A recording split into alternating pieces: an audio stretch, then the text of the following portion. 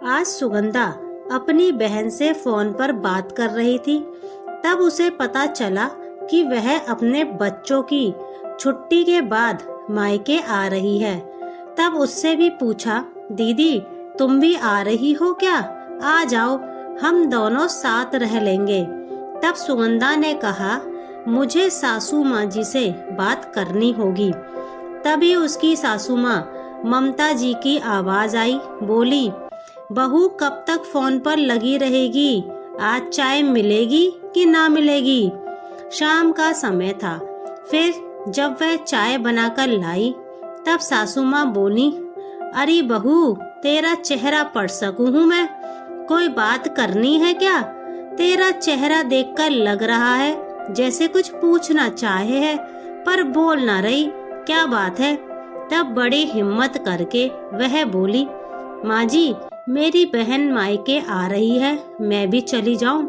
पिछली बार भी उसके साथ नहीं रह पाई थी।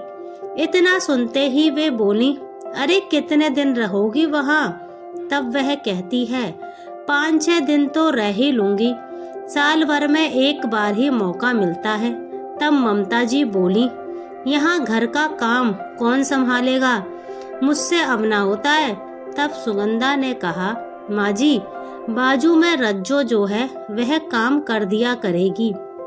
इतना सुन वो बोली, वो कितना काम करेगी?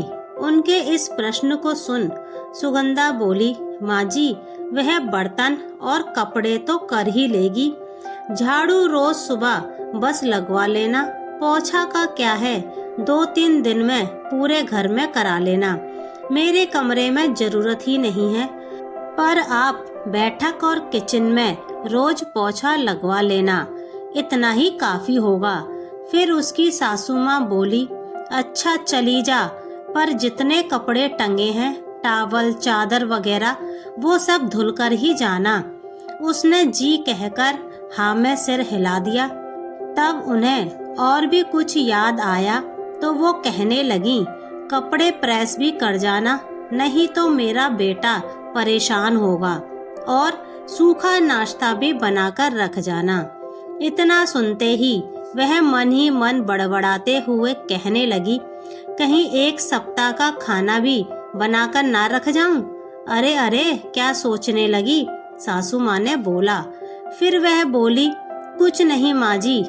अंदर जाते ही सुगंधा बड़बड़ करते हुए बोलने लगी, नाम के अनुरूप तो ममता ही नहीं है, पर पता नहीं मेरे मायके जाने के नाम पर सासू माँ के क्यों बाजा बजने लगता है। मुझे तो लग रहा है कि कब पहुँच जाऊं, सबसे खूब बातें करूं, कितना मजा आएगा। फिर वह जल्दी जल्दी सब काम करने लगती है। अगले दिन तैयारी करके मायके चली जाती है। फिर वह बीच बीच में सासू माँ से फोन करके खाना पीना और दवा के बारे में पूछ लेती है। जब भी उसकी माँ सुगंधा की सास से फोन पर बात करके पूछती, समदन जी कैसी हैं आप? तब वो कहती, अरे बहन जी कैसी हूँ, पूछ रही हैं आप? बस अभी अभी काम से फुर्सत हुई हूँ। अब कब भेज रही हो सुगंधा को? मेरे से कोई काम ही नहीं होता। 2 दिन रहे या 4 दिन क्या होता है, मिल तो लिया। ऐसा कीजिए जल्द से जल्द भेज दीजिए जी, परसों पहुंच जाएगी। अब मायके में वह अपनी माँ से कहती है, माँ मेरी सासू माँ ऐसी क्यों है? 2-4 दिन काम क्या करना पड़ रहा है, उन्हें बड़ी परेशानी हो रही है। एक आप हैं जो उसी उम्र में होकर भी इतना काम करती हैं। अब 8 दिन बाद सुगंधा जैसे ही घर में पहुंचती है तो माँ जी कहती हैं, आ गई आराम करके? एक मैं हूँ जो घर में इतनी परेशान हुई हूँ, मेरी कमर तो काम के मारे अकड़ गई है। तब वह पानी पीने किचन में पहुँचती है तो देखती है कि किचन पूरा फैला पड़ा है, बर्तन भी धुलने के लिए पड़े हैं, कपड़ों का ढेर भी टंगा है। तो उसे बहुत गुस्सा आया। यह सब देखकर वह माँ जी से पूछती है, अरे माँ जी इतने सारे बर्तन झूठे क्यों पड़े हैं, रज्जो नहीं आई क्या? तब ममता जी कहती हैं, अरे जब तुझे आज ही आना था तो क्यों उसे आज के पैसे देना, मैंने मना कर दिया। तब वह कहती है, माँ जी मैं सफर से अभी आई हूँ तो क्या सीधे काम में लग जाऊं? पानी भी पीना है तो पहले गिलास मांजूं फिर पानी लूं? ऐसा भी क्या पैसे बचाना माँ जी।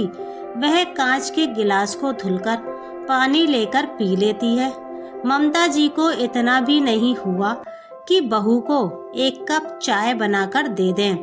वह मन में बड़बड़ाकर चाय का बर्तन सिंक से निकालकर साफ करती है और चाय बनाकर माँ जी को देते हुए कहती है, माँ जी एक दिन और रज्जो से काम करवा लेती तो क्या हो जाता, वैसे भी बाद में सारे काम मुझे ही करने हैं। अरे तू समझती ना है, एक दिन के 200 रुपए ले लेती इसलिए मना कर दिया। तब वह चाय पीकर किचन में आती है और कहने लगती है, ओखली में सिर दिया है तो पीटना तो पड़ेगा ही। और वह किचन समेटने में लग जाती है। हम कहीं से आते हैं तो तुरंत काम करने का मन नहीं होता है, चाहे 2 घंटे के लिए कहीं क्यों ना गए हों। खासकर सफर से लौटे तो लगता है कि कोई चाय पानी तो दे दे। पर सासू माँ जैसे क्यों नहीं होती हैं। ऐसी बहुत से घर की कहानी होती है। एक तरफ मायके जब पहुँचो तो माँ कितना कुछ सोचती है कि बेटी को ये खिलाऊंगी वो बनाऊंगी, पर सास माँ भले ही ना बने पर परेशान तो ना करें।